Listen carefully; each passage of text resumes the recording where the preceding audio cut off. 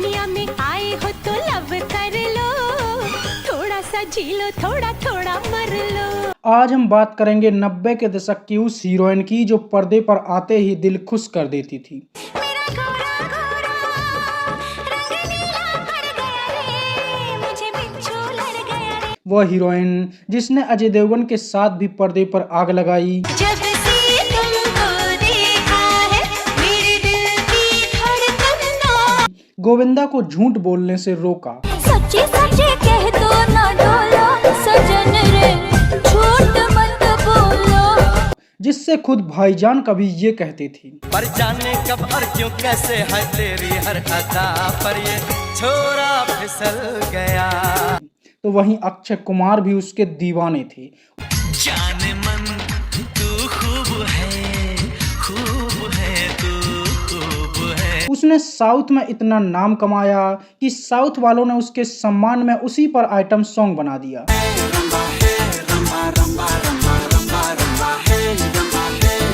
और यही वह हीरोइन भी बनी जिसकी जवानी भोजपुरी फिल्मों में खूब झलकी। धड़केला छतिया गरबा काला। तो हम बात कर रहे हैं 90 के दशक की सबसे डिमांडिंग हीरोइनों में से एक रही रंभा की। याल्ला याल्ला बल्ले बल्ले, याल्ला याल्ला बल्ले बल्ले। आखिर कैसे 100 से भी ज्यादा साउथ मूवीज में काम करने के बाद भी रंभा को कभी साउथ में वो इज्जत और मान सम्मान नहीं मिला। कैसे बॉलीवुड में दर्जनों हिट फिल्मों में काम करके भी वो सिर्फ एक आइटम गर्ल ही बन गई। कैसे भोजपुरी फिल्मों में लहंगा चोली के चक्कर में फंसकर उसकी जवानी सच में लुटने लगी थी। आखिर कैसे रंभा एक तरफ जिस पति पर केस करके उससे अदालत में केस लड़ती रही, उसी के साथ रहकर उसने 3 बच्चे भी पैदा कर लिए। क्या बात कर रहे हैं? अब रंभा कहाँ हैं और किस हाल में हैं? क्या सच में वो भारत आने के लिए तरस रही हैं? जानेंगे और भी बहुत कुछ। तो चलिए शुरू करते हैं। हाय उड़ गई मेरी नींद रात की तरह मैं खो गई। रंभा का जन्म 5 जून 1976 को आंध्र प्रदेश के विजयवाड़ा में हुआ था। उनके पिता का नाम था वेंकटेश्वर राव और मां का नाम था उषा रानी। रंभा का असली नाम है विजय लक्ष्मी। विजय लक्ष्मी की पढ़ाई लिखाई भी विजयवाड़ा से ही हुई। रंभा 7वीं क्लास में थी तभी अपने स्कूल के एक एनुअल फंक्शन में, हिंदी में बोले तो वार्षिक उत्सव के एक नाटक में उन्होंने भाग लिया था, जिसमें उन्होंने अम्मा बारू यानी कि मदर गॉडेस का किरदार निभाया था। इस फंक्शन के चीफ गेस्ट थे मलयालम फिल्मों के डायरेक्टर हरिहरन। उन्होंने रंभा को देखा और उसकी एक्टिंग से बहुत खुश हो गए। उन्होंने सीधा अपनी टीम को विजय लक्ष्मी के घर भेज दिया और उनसे पूछा कि क्या तुम फिल्मों में काम करोगी। रंभा अभी 7वीं क्लास में ही थी, लेकिन फिर भी उसने हाँ कर दी और इस तरह से 15 साल की रंभा ने 1992 में मलयालम मूवी सरगम से अपने एक्टिंग कैरियर की शुरुआत कर दी। लेकिन डायरेक्टर को विजय लक्ष्मी नाम पसंद नहीं आया और उसने उनका नाम मूवी में अमृता लिखा। ये मूवी सुपरहिट रही और विजय लक्ष्मी के सामने फिल्मों की लाइन लग गई और अब स्कूल की बच्ची को जरूरत से ज्यादा भाव मिलने लगे और लोग उनके साथ फोटो खिंचवाने के लिए उनके घर तक आने लगे। बस इसके बाद विद्या की कसम खाने से भी उसके दिमाग में विद्या नहीं घुसी। फिल्मों की चकाचौंध ने उसे ऐसे अपनी तरफ खींचा कि विजय लक्ष्मी ने अपनी किताबों को घर के पिछवाड़े में छिपा दिया और 7वीं फेल होकर वह हीरोइन बनने वाली लाइन में लग गई और रंभा ने लगातार कई फिल्मों में काम किया।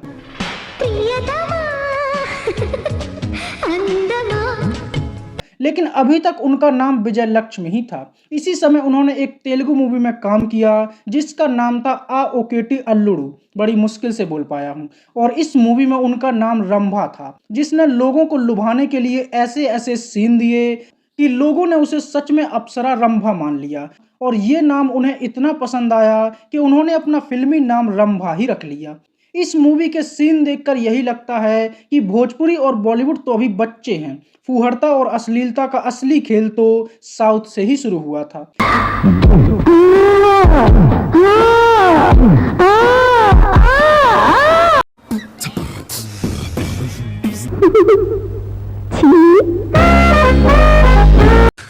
तू समझा?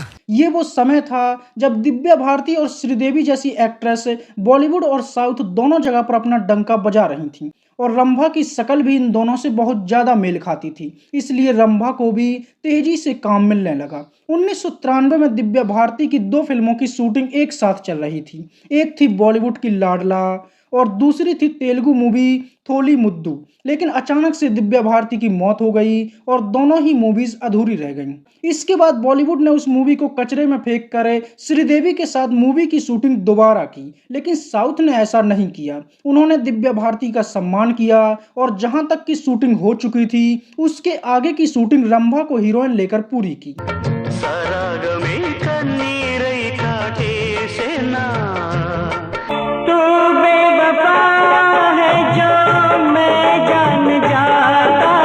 इस तरह से थोली मुद्दू वो मूवी बनी जिसमें आधे में दिव्या भारती दिखी और आधे में रंभा, और ये अपने आप में एक बड़ी बात थी। दिव्या भारती के जाने के बाद रंभा को और भी ज़्यादा काम मिलने लगा और वो एक साथ 4-4 फिल्मों की शूटिंग करने लगी। रंभा ने साउथ की कई बेहतरीन मूवीज़ में काम किया। वो मलयालम, तमिल, तेलुगु और कन्नड़ सभी भाषाओं की फिल्मों में अपनी धाक जमा रही थीं और लगभग 26 साउथ इंडियन मूवीज़ में काम करने के बाद वो साउथ की हिट हीरोइन बन चुकी थीं।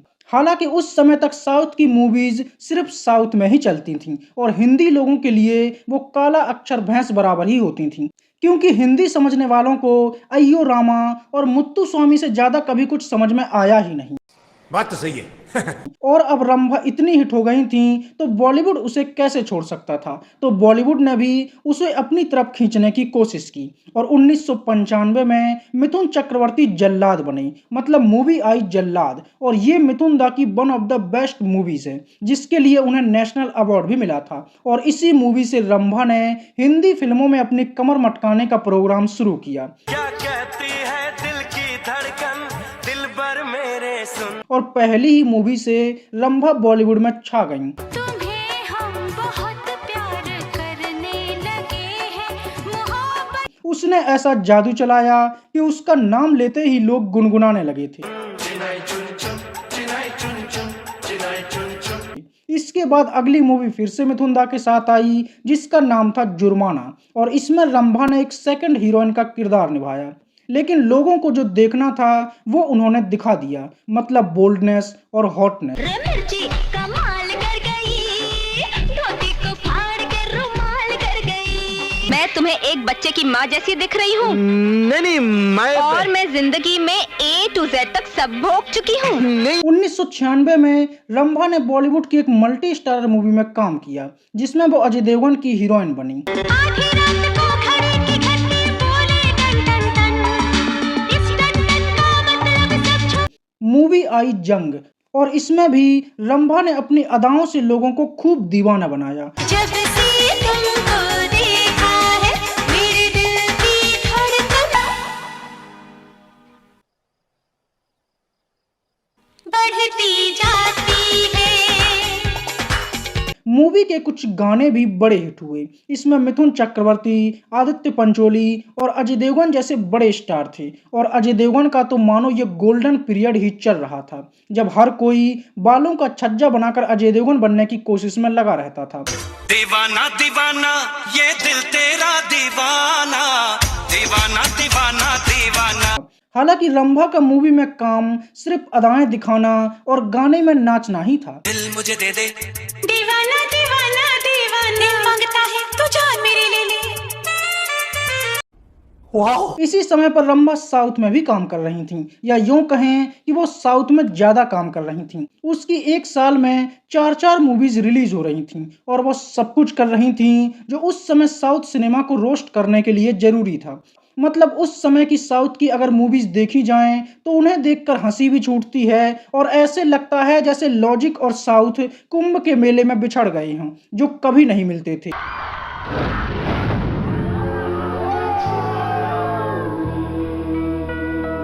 मिरेकल 1997 में रंभा भाईजान की हीरोइन बनी। मूवी आई जुड़वा जिसका रीमेक वरुण धवन भी कर चुके हैं। ऊंची है बिल्डिंग, लिफ्ट तेरी बंद है, हाँ कैसे मैं आऊं।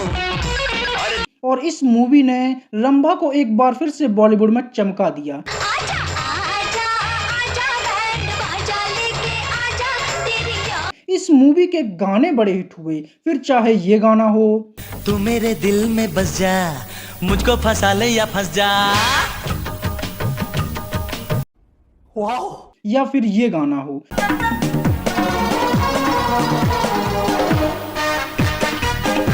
और इस मूवी में रंभा ने रूपा का किरदार निभाया था। और जब सल्लू भाई ने ये कहा,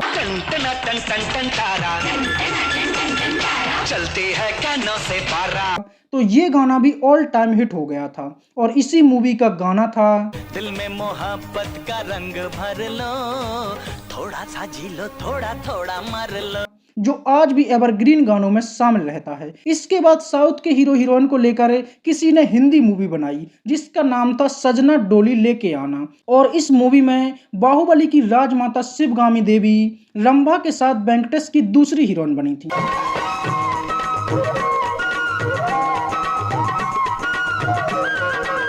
ये क्या है?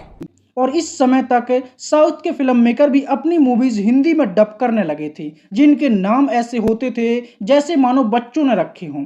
और साउथ के फिल्म मेकर पूरी मूवी को साउथ में बनाकर हिंदी में डब कर देते थे, जिसका नतीजा ये होता था कि हमें मूवी का गाना खत्म होने का इंतजार करना पड़ता था, क्योंकि वो इतने बोरिंग लगते थे जिसे झेलना भी मुश्किल हो जाता था।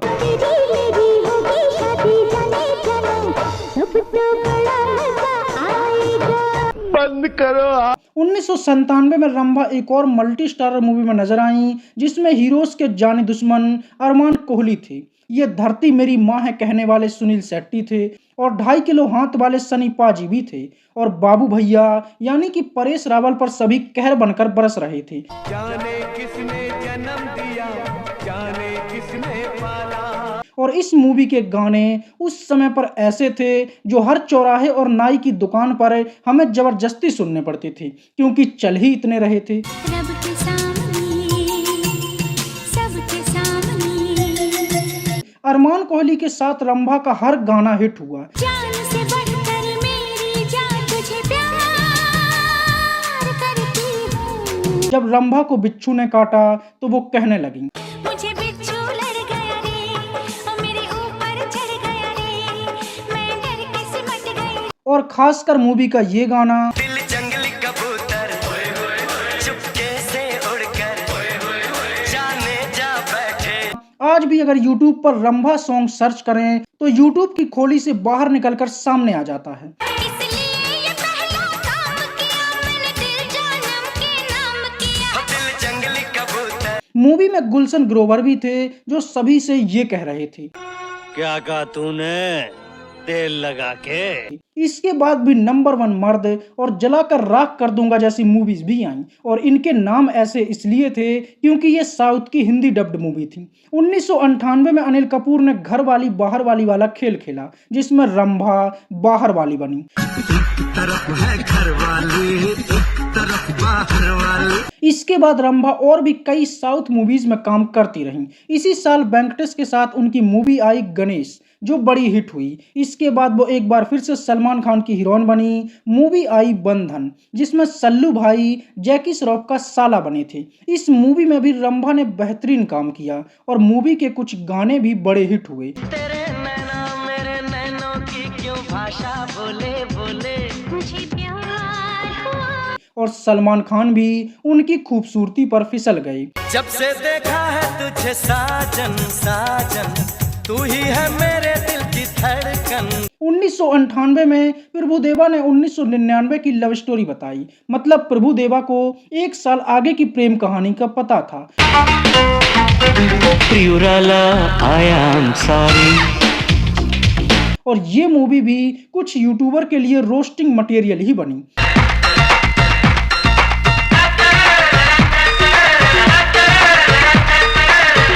क्या कर रहे हैं यार तू? इसके बाद भी कई तमिल तेलुगु फिल्मों में रंभा काम करती रहीं। रंभा साउथ में ऐसे काम करती थीं मानो वो उसकी सरकारी नौकरी हो, और बॉलीवुड में ऐसे काम करती थीं मानो ये उनका पार्ट टाइम जॉब हो। 1-2 साल में बॉलीवुड की वो एक आध मूवी कर लेती थीं। अब क्या पता कि उन्हें हिंदी सही से नहीं आती थी या फिर उन्हें साउथ के मूंछों वाले एक्टर ज्यादा पसंद थे, जिनकी फिल्मों के गाने कम और जिम का ट्रेनिंग सेंटर ज्यादा होते थे।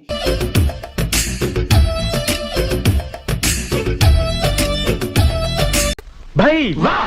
और इसी तरह 3-4 फिल्में निपटाकर सन 2000 में रंभा ने फिर से बॉलीवुड में अन्ना के साथ काम किया। मूवी आई क्रोध, और ये मूवी बड़ी खास रही, जिसकी कुछ बातों ने हर किसी का ध्यान अपनी तरफ खींचा।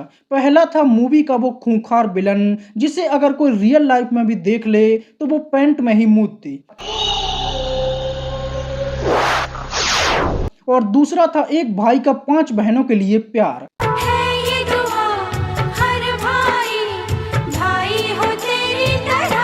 तीसरा था माँ के लिए समर्पित मूवी का ये गाना।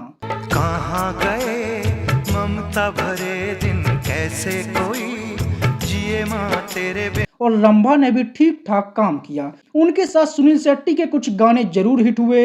मेरा कंगना झांझर चूड़ी खन खन करती है। लेकिन इस मूवी में रंभा के करने के लिए बहुत ज्यादा कुछ नहीं था। बॉलीवुड वाले एक्टिंग करने के लिए रंभा को कुछ बहुत ज्यादा देते ही नहीं थे, और यही कारण था कि वो साउथ में ज्यादा काम करती थी। और सच में भरोसा नहीं होता कि जो अब साउथ की मूवीज में खूंखार विलन होते हैं, उसे भी कभी 3-3 हीरोइन दी जाती थी।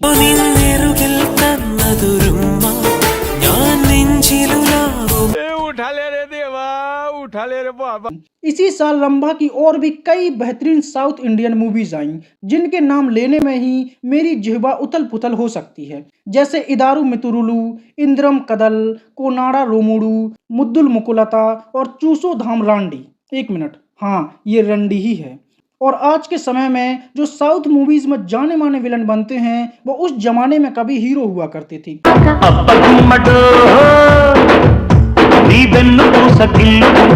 मतलब वो हीरो बनकर साउथ की हीरोइन के पहले ही मजे ले चुके हैं, और सब कुछ लपकने के बाद ही विलन बने हैं।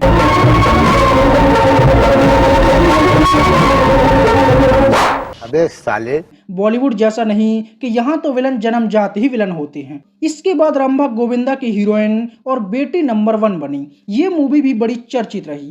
तूने जो लिया मेरा चुम्मा तो पटना में आग लग गई। चल झूठा। मूवी के कुछ गाने भी अच्छे थे, और गोविंदा के साथ भी रंभा ने खूब महफिल लूटी। महफिल ता सजदी जे नचे मुंडे दी मां, हो महफिल ता सजदी। इसके बाद रंभा फिर से लंबी छुट्टी लेकर साउथ फिल्मों में काम करने के लिए चली गईं, और कई मूवीज में अलग अलग तरह के किरदार निभाकर वो वापस लौट आईं। सन 2001 में गोविंदा ने शादीशुदा होकर भी बाहर मुंह मारा और कहा, क्योंकि मैं झूठ नहीं बोलता। इस मूवी में भी रंभा ने एक सेकंड हीरोइन का किरदार ही निभाया। मूवी की हीरोइन थी सुष्मिता सेन, जो गोविंदा से ये कह रही थी,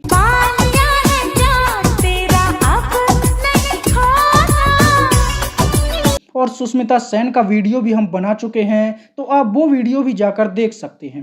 रंभा ने इस मूवी में भी बेहतरीन काम किया, और मूवी के कुछ गाने भी बड़े हिट हुए।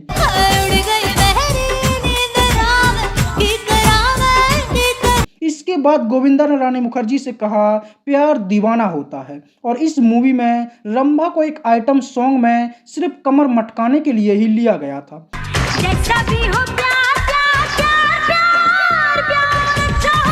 इसके बाद बॉलीवुड हीरोज का जानी दुश्मन आई, और इस मूवी में रंभा ने अक्षय कुमार की हीरोइन का किरदार निभाया। हालांकि रंभा का किरदार इस मूवी में भी इतना बेअसर था कि उसके 2 ही काम थे। एक तो अक्षय कुमार को वो लॉकेट पहनाना, और दूसरा उसके साथ गाना गाना। दिल पिता तुझ पे किया है, तू मेरा महबूब। और रंभा को अब समझ में आने लगा था कि बॉलीवुड ने उन्हें हल्के में लेना शुरू कर दिया है, इसलिए रंभा ने इस मूवी के बाद बॉलीवुड को टाटा बाय बाय कह दिया और वापस अपने साउथ लौट गईं और लगातार काम करने लगीं। रंभा ने साउथ में 100 से भी ज्यादा फिल्मों में काम किया, और वह तमिल, तेलुगु, कन्नड़ और मलयालम हर भाषा की चर्चित हीरोइन भी बनी। उसने साउथ के हर छोटे बड़े, काले गोरे, लंबे छोटे, पतले मोटे सभी एक्टरों के साथ काम किया, यहाँ तक कि उनकी भी वो हीरोइन बनी जो हीरो ही नहीं थी।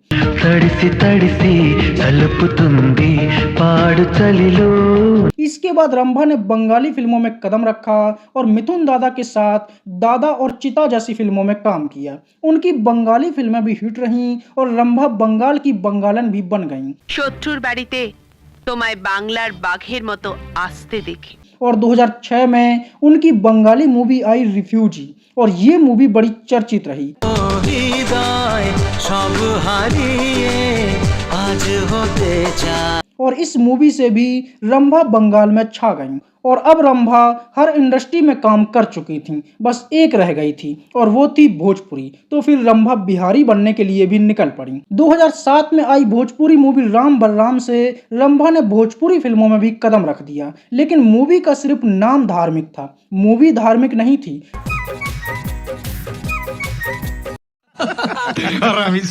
रंभा आते ही भोजपुरी की लहंगा चोली वाले खेल में उलझ गईं और रवि किशन से कहने लगीं, चाटला है प्यार के चटनी। इसके बाद रवि किशन रसिक बलमा बने और इसमें भी रंभा ने उनकी हीरोइन बनकर यूपी बिहार के लोगों के खूब दिल लूटे। बलमा बलमा बलमा बलमा रसिक बलमा। और ये भोजपुरी की वो मूवी होती थी जो एक्टिंग और कहानी से नहीं बल्कि हीरोइन के ठुमकों और अश्लील गानों से चलती थी। काला अपना पिंजरिया के खोल के देखी, का चाही बोली तनी वो। तो इसमें भी रंभा ने खूब मसाला दिया।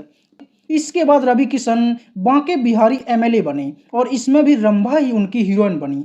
चढ़ल जवानी ऊपर सुर हो सिंगार हो, देखी तक करना ही चू जाए लार हो। अब रंभा ने हर तरह की भाषा की फिल्मों में काम कर लिया था और वापस अपने साउथ लौट आई। रंभा ने 2010 तक लगातार फिल्मों में काम किया और वह एक सफल हीरोइन बनी। रंभा सिर्फ हीरोइन ही नहीं बनी बल्कि उसने फिल्म प्रोडक्शन में भी कदम रखा और खुद एक मूवी बनाई जिसका नाम था 3 रोजेस। और इस मूवी को बनाने में रंभा ने खूब पैसे लगाए और अपना बंगला तक गिरवी रख दिया था, लेकिन जब ये मूवी रिलीज हुई तो सुपर फ्लॉप हो गई। रंभा को अपना बंगला तक बेचना पड़ा और रंभा को भी ये समझ में आ गया कि वो फिल्मों में कमर मटकाए वही उसका काम है, उसे फिल्में नहीं बनानी चाहिए। और इसके बाद उन्होंने अपने डायरेक्टर प्रोड्यूसर बनने के कीड़े को मार दिया और एक्टिंग पर ही ध्यान देने लगी। मैं जो बन गया राजा तुझे रानी बना लूं अपनी। रंभा ने कई रियलिटी शोज भी किए और साउथ के कई शोज में वो जज भी बनी। रंभा ने भले ही इतनी फिल्मों में काम किया लेकिन जो मान सम्मान उन्हें मिलना चाहिए था वो उन्हें कभी नहीं मिल पाया। बॉलीवुड ने उन्हें एक ही तरह के किरदार देकर टाइप कास्ट कर दिया था और उन्हें एक्टिंग दिखाने का कभी मौका ही नहीं दिया गया। जब वो भोजपुरी में गईं तो वहां सिर्फ एक आइटम गर्ल बनकर ही रह गईं और जो मूवीज उसने की उनमें उनकी कभी तारीफ नहीं हुई। जिस साउथ इंडियन मूवीज में रंभा ने जिंदगी भर काम किया वहां भी उसे गिने चुने सम्मान ही मिले। भोजपुरी फिल्मों में काम करते हुए रंभा रवि किशन के प्यार में भी पड़ गई थी। दोनों के प्यार की सुर्खियां भी उड़ने लगी थी। अब जिसके साथ सटल रहे और चाटले जैसी हरकतें करेंगी तो नाम तो जुड़ेगा ही। हालांकि रवि किशन भोजपुरी के रणबीर कपूर से कम नहीं थे जो सभी कलियों का रस पीकर छोड़ देता था, तो रवि किशन ने रंभा के साथ भी वही किया।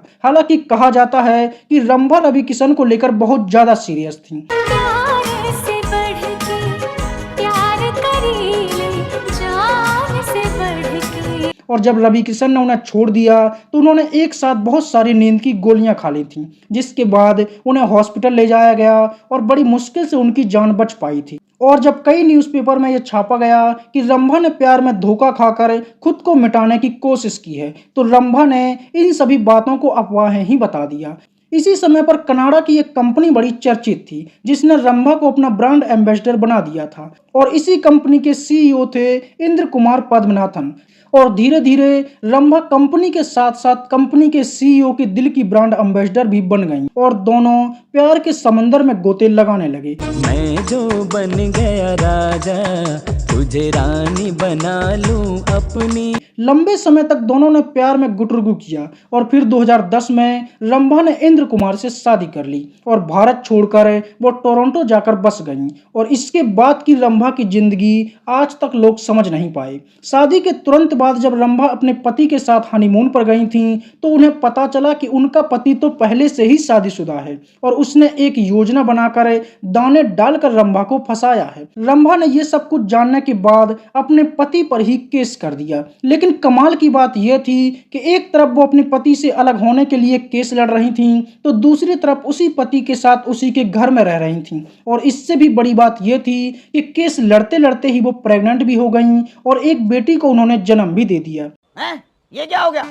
फिर पति ने समझाया और रंभा ने केस वापस ले लिया। लेकिन कुछ समय के बाद इंद्र कुमार का परिवार रंभा को टॉर्चर करने लगा। रंभा के पति ने भी उन पर पाबंदियां लगा दी, वो उन्हें परेशान करने लगे, तो रंभा ने फिर से पति पर केस कर दिया। उधर केस चलता रहा, अदालत में पेशी होती रही और इधर रंभा ने दूसरी बेटी को भी जन्म दे दिया। मतलब ये चल क्या रहा था, 2 बेटियों की मां बनने के बाद अदालत ने उन्हें फिर से समझाया कि अपना घर मत तोड़ो, अपने बच्चों का भविष्य सुधारो, तो रंभा ने फिर से केस वापस ले लिया और वापस से अपने परिवार के साथ रहने लगी। लेकिन फिर धीरे धीरे रंभा का टोरंटो में दम घुटने लगा था, वो अकेलापन महसूस करने लगी, उसे भारत की याद आने लगी, तो वो अपने दोनों बच्चों को लेकर 2016 में भारत वापस लौट आई और उसने अपने पति पर तीसरी बार तलाक की अर्जी लगाते हुए केस कर दिया और साथ ही हर महीने अपने पति से बच्चों की परवरिश के लिए 2.5 लाख रुपए की डिमांड भी की, क्योंकि उसका कहना था कि उनका पति महीने में 25 लाख रुपए कमाता है,